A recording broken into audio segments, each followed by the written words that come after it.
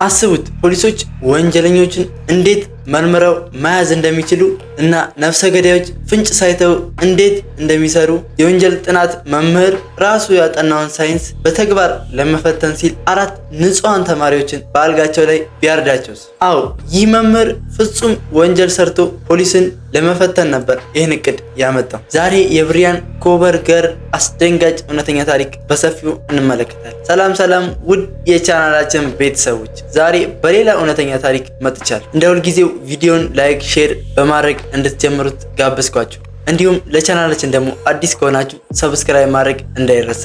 በቀጥታ ወደ ታሪኩ ልውሰዳችሁ። ታሪካችን የሚጀምረው በሃይስኩል ውስጥ የሚማረውን ብሪያን ኮበርግ የተባለውን ተማሪ ያሳያል። ብሪያን በጣም ወፍራም ልጅ ሲሆን በውፍረቱ ምክንያት ትምህርት ቤት ላይ በጣም ትችት ይደርስበታል። ከሚባለው በላይ በጣም ወፍራም ነው። እናም በውፍረቱ በጣም ሁልጊዜ ይሸማቀቃል። ትምህርት ቤት ተማሪዎች እንዳለ ይጠቋቆሙበታል፣ ይስቁበታል፣ በቃ ኢግኖር ያደርጉታል። በዚህም በቃ ትምህርት ቤት ውስጥ አንድም ጓደኛ አልያዘም። በብቸኝነት ነበር የሚንቀሳቀሰው። ክላስም ሲገባ ብቻውን ነው፣ ወደ ቤትም ሲሄድ ብቻውን ነው። አንድም ጓደኛ አልነበረው። ክላስ ሲገባ ተማሪዎቹ አንተ ሰውጭ ና እስቲ ወደዚህ ምናምን እያሉ ይሳለቁበታል። ሴቶችና ወንዶች አንድ ላይ በመሆን ምናምን ሙድ ይዙበት ነበር። ብሪያንም ትምህርት ቤት ውስጥ ጓደኛ ለመያዝ የሚቀርባቸው ሰዎች ሁሉ እንዳለ ኢግኖር ያደርጉታል፣ አይቀበሉትም። በውፍረቱ ምክንያት ምናምን ሙድ ስለሚያዝበት ማንም ከሱ ጋር አብሮ ለመሆን ፈቃደኛ አልነበር። ብሪያንም ይህን ውፍረቱን አስወግዶ ከብቸኝነቱ ለመላቀቅ ወደ ስፖርት ይገባል።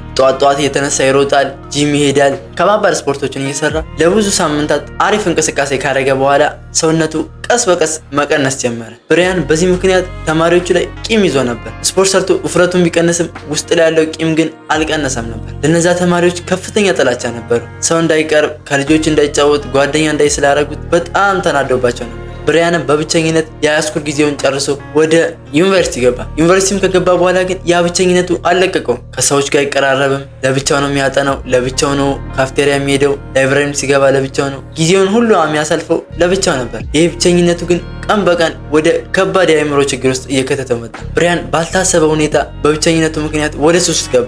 ሲጋራ ማጨስ፣ አልኮል መጠጣት፣ የተለያዩ አደንዛዥ እጾችን መጠቀም ጀመረ። በቃ ሁሌ አእምሮ ላይ መጣው።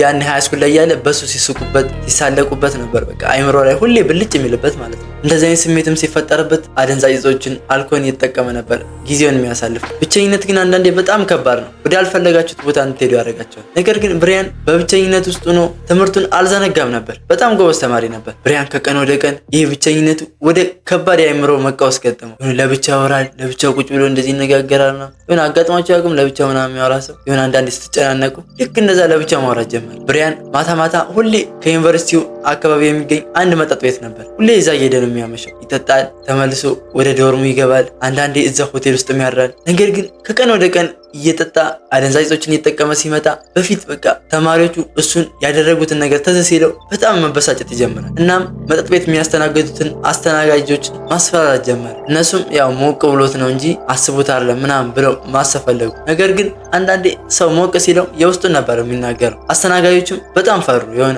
እንደዚህ ሁሌ ዝቶብን አንድ ቀን መፈጸሙ ስለማይቀር ለአለቃችን ብናሳውቀው ይሻላል ብለው ለሆቴሉ ባለቤት አሳወቁ። የሆቴሉ ባለቤትም የአስተናጋጆቹን ቅሬታ ሲሰማ እንደዚህ የሆነ ሰው በጣም ያስቸግረናል፣ ይጠጣና በጣም ያስፈራራናል እና ለቤታችን ሰግተናል ምናምን ብለው አማከሩ። የሆቴሉ ባለቤትም ብሪያን እንዳይገባ ውጭ ላይ ላሉት ጥበቆች ነገራቸው። ብሪያን እንደሌላ ቀን መጠጥ ለመጠጣት ወደዛ መጠጥ ቤት መጣ። መጠጥ ቤትም ሊገባ ሲል ውጭ ላይ የነበሩት ጋርዶች እንዳይገባ ገፈተሉት። ብሪያንም ጥበቃዎቹ ሲገፈተሉት በጣም ተናደደ። ቆይ ባልሰራላችሁ ሁላችሁንም አገኛቸዋለሁ እያለ አካባቢው ላይ መጮ ጀመረ። ብዙ ከጮኸ በኋላ ተመልሶ ወደ ሌላ መጠጥ ቤት ሄዶ ሲጠጣ አምሽቶ እዛው ሆቴል ውስጥ አደረ። እንደዚህም እያለ ውስጡ በጣም ለተማሪዎች ከፍተኛ ጥላቻ ነበር። የሆነ ያኔ ያደረጉት ነገር ትዝ ሲለው በቃ አይምሮ ወደ መጥፎ ሀሳብ ይመራዋል። ለብቻው ማውራት ይጀምራል። መጠጥ፣ በሲጋራ፣ በአደንዛዥ ነበር የሚደበቀው። እኔ ግን ውድ ተመልካቾች እዚህ ጋር አንድ ማስተላለፈው መልእክት አለ። አንዳንዴ ሰዎችን ባለባበሳቸው፣ በውፍረታቸው፣ በቅጥነታቸው ባላቸው የሆነ የጎደለ ነገር ልናሸማቃቸው አይገባም።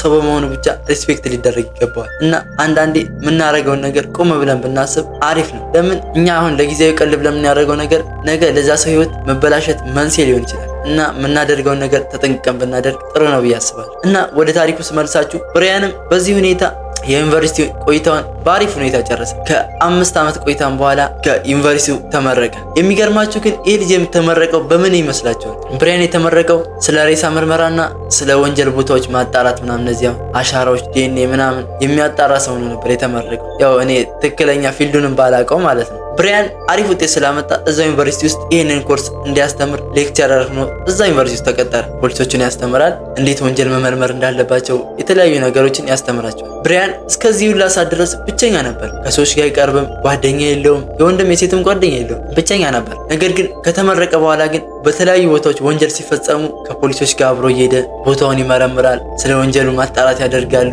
እንደዛ እያለ ከፖሊሶች ጋር መቀራረብ ጀመረ። ብቸኝነቱ ትንሽ እየተሻሻለ መጣ። በፊት ሰው አይቀርበውም ነበር፣ እሱም ሰው አይቀርብም ነበር። የሆነ አይምሮ ሁሌ ብቸኛ ነበር። በብቸኝነት ውስጥ ነው ያደገው፣ በብቸኝነት ውስጥ ነው የኖረው። አሁን ግን የተለያዩ ፖሊሶች ጋር ይተዋወቃል። በወንጀል አማካኝነት ምናምን ምርመራ ሲሄዱ ትንሽ መግባባት ኮሚኒኬሽን ይፈጠራል። በዛ ትንሽ ከሰዎች ጋር መቀራረብ ጀመረ። ነገር ግን ብቸኝነቱ ውስጡ ላይ የፈጠረው ጥላቻ ያኔ ተማሪዎቹ ያደረጉበትን ነገር ሲያስብ እና ደግሞ በተለያዩ ቦታ እየሄደ ወንጀል ሲመረምር ወንጀለኞች እንዴት ወንጀል እንደሚሰሩ ሲመለከት እሱም ያኔ ውስጡ ላይ የነበረውን ጥላቻ በግልጽ አውጥቶ ወንጀሉን ፈጽሞ ፖሊሶችን ለመፈተን ያስባል፣ የሚያስተምራቸውን ፖሊሶች ማለት ነው። እናም ብራያን ይህንን ድርጊት ሊፈጽም ያሰበው ዩኒቨርሲቲ ውስጥ የሚማሩ 6 ጓደኛሞች ላይ ነበር። እነዚህ ጓደኛሞች በጣም ደስተኛ የሚያምሩ የሆነ ሁሌ አንድ ላይ ናቸው። ላይብራሪም ካፍቴሪያም ሲሄዱ አንድ ላይ ነበሩ። እናም ብራያን ያኔ ትምህርት ቤቱ ላይ የተፈጸመበትን ድርጊት አይምሮ ላይ ስለቀረጸው እነዚህን ተማሪዎች ሆን ብሎ መከታተል ይጀምራል። ያው ለተማሪዎች ከፍተኛ ጥላቻ ስለነበረው ማለት ነው። ተማሪዎቹንም ለሳምንታት ያህል ሲከታተል ከቆየ በኋላ ላይብራሪ በስንት ሰዓት እንደሚገቡ፣ መች እንደሚዝናኑ፣ ውሏቸው የት እንደሆነ በደንብ ካጣራ በኋላ ተማሪዎቹ ላይ ጥቃት ለማድረስ ያስባል። እነዚህ 6ቱ ጓደኛሞች ተማሪዎችም ቀኑ ቅዳሜ ስለነበር ለመዝናናት ወደ አንድ ሆቴል ሄዱ። እዛ ሆቴልም ሲዝናኑ ሲጨፍሩ ካመሹ በኋላ ወደ ቤታቸው ተመለሱ። 6ቱም ተማሪዎች ግን አንድ ቤት ውስጥ ነው የሚኖሩት። 4ቱ አንድ ክፍል ውስጥ፣ 2ቱ ደግሞ ለየብቻ ነበር የሚኖሩት። ብራያንም ከሆቴሉ ጀምሮ ሲከታተላቸው ከቆየ በኋላ ወደ ቤታቸው ከገቡ ሰዓታት በኋላ ተማሪዎቹ መጠጥ ጠጥተው ምናምን ስለነበር ትንሽ ደካክሟቸው ተኝተው ነበር። ብራያንም ምሽቱ ጨለም ካለ በኋላ ወደ 6 ሰዓት አካባቢ ወደ ተማሪዎቹ ቤት ጩቤ በመያዝ ቀጥታ ወደ ቤቱ ገባ። ተማሪዎቹም ደክሟቸው ስለነበር ለጥ ብለው ነበር። ብራያንም 4ቱ ተማሪዎች ወደሚገኙበት ክፍል ቀስ ብሎ በመግባት የተኙትን ተማሪዎች አንድ በአንድ በያዘው ጩቤ በአሰቃቂ ሁኔታ ገደላቸው። ተማሪዎቹም በዛ ሰዓት የሆነ ሲንጫጩ ምናምን ድምፅ ሲያወጡ ሌላ ክፍል የነበረችው ጓደኛዋ ድምፅ ሰማች። በሩንም ከፍታ ልትወጣ ስትል ብራያን በደም የተበከለ ጩቤ ይዞ ወደ እሷ እየመጣ ነበር። እሷም ደንግጣ ቀስ አድርጋ በሩን ዘግታ ወደ መኝቷ ተመለሰች። ብራያንም እሷን አላያትም ነበር። ቀጥታ ወንጀሉን ከፈጸመ በኋላ ከቤቱ ለቆ ወጣ። ልጅቷም በፍርሃት የተንቀጠቀጠች እዛ ቁጭ ባለችበት ሌሊቱ ነጋ። ብራያን የወንጀል መርማሪ ስለነበር በቦታውም አንድ ማስረጃ አልተወም። ተጠንቅቆ ነበር ወንጀሉን የሰራ። ሁለቱ ጓደኛማቾችም የቀሩትን ጓደኞቻቸው ሊጠሩ ወደ ክፍሏቸው ሲገቡ ክፍሉ በሚያሳዝን ሁኔታ በደም ተጨመላልቆ ነበር። ጓደኞቻቸውም እያዘኑ ወደ ፖሊስ ደወሉ። ፖሊስም ከሰዓታት በኋላ ወደ አካባቢ መጥቶ ምርመራ ማድረግ ጀመረ። ነገር ግን ክፍሉ በደም ተጨማልቋል። ምንም አይነት ስለ ገዳዩ የሚጠቁም ምንም አይነት ማስረጃ ማግኘት አልቻሉ። ለምን? ብራያን በወንጀል ምርመራ የተመረቀ ስለሆነ በአካባቢው ምንም አይነት ማስረጃ አልተወላቸውም ነበር። ከብዙ ፍለጋ በኋላ ግን አንድ ወደ ገዳዩ የሚመራቸውን ፍንጭ አገኙ። ብራያን ጮቤውን የያዘበት መሸፈኛ ነበር፣ የሆነ እንደ ቆዳ ነገር ማለት ነው። እና በሚገልበት ሰዓት ያንን ጮቤ ሲያወጣ ያንን ቆዳ ጥሎት ነበር፣ ሳያስበው በድንጋጤ ማለት ነው። ያ ቆዳ ደግሞ የእጁ አሻራ ነበረበት። ፖሊሶችም ከብዙ ፍለጋ በኋላ ያቺ ያገኘዋትን ፍንጭ ወደ ጣቢያ ይዘው ተመለሱ። ነገር ግን ህዝቡ በጣም በሀዘን ሆኖ ሰላማዊ ሰልፍ ወጣ። ሊማሩ የላክናቸው ልጆች ላይ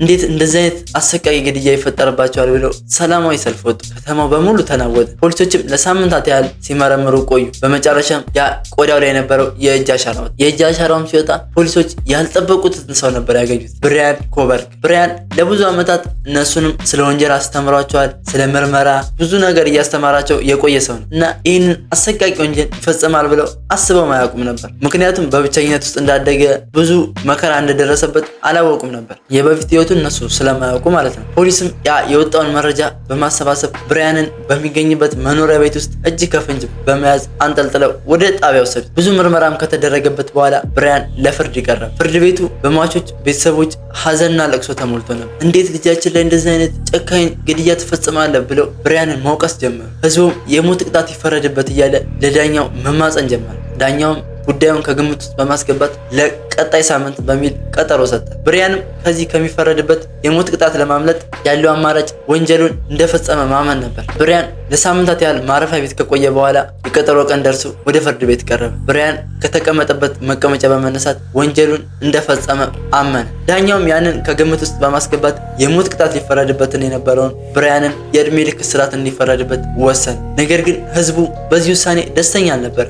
ልጆቻቸው እሱ ላይ ምንም አይነት ጉዳት አላደረሱበት። እሱ በፊት ተማሪዎች ባሰቃዩበት መንገድ ስለተረዳ ሰዎችን በሙሉ የሚያየው በዛ አይነት ስለነበር ነው እነዚህ አይነት ጨካኝ ነገር የፈጸሙ። ለምን እሱን አይቶ ሌላም ሰው እንደዚህ አይነት አሰቃቂ ወንጀል እንዳይፈጽም እሱ በሞት ቅጣት ይፈረድበት እያሉ ነበር የፈለጉት። ነገር ግን ዳኛው የእድሜ ልክ እስራት ነበር የፈረደበት። ውድ ተመልካቾች ለዛሬ ያዘጋጀላችሁ እውነተኛ ታሪክ ይህንን ይመስል ነበር። እናንተ ስለዚህ ታሪክ ምን ታስባላችሁ? ብራያን እንደዚህ ጨካኝ እንደሆን ያስገድደው ተማሪዎች እሱ በፊት ስለገፉት ነው ወይንስ የገባበት ሱስ ነው? ሀሳብ አስተያየታችሁን ኮሜንት ላይ አጋሩ። ውድ ተመልካቾች ከዚህ ታሪክ እንድትረዱ የሚፈልገው ነገር አንዳንዴ ሰዎችን በማንነታቸው መጥላት የለብን፣ ሰው በመሆናቸው ብቻ ማክበር አለብን። ብዙ ተማሪዎች ከትምህርት ቤት ራሳቸውን በዚህ አይነት ምክንያት አግለዋል እና ሰዎችን ሰው በመሆናቸው ብናከብር አሪፍ ይመስለኛል።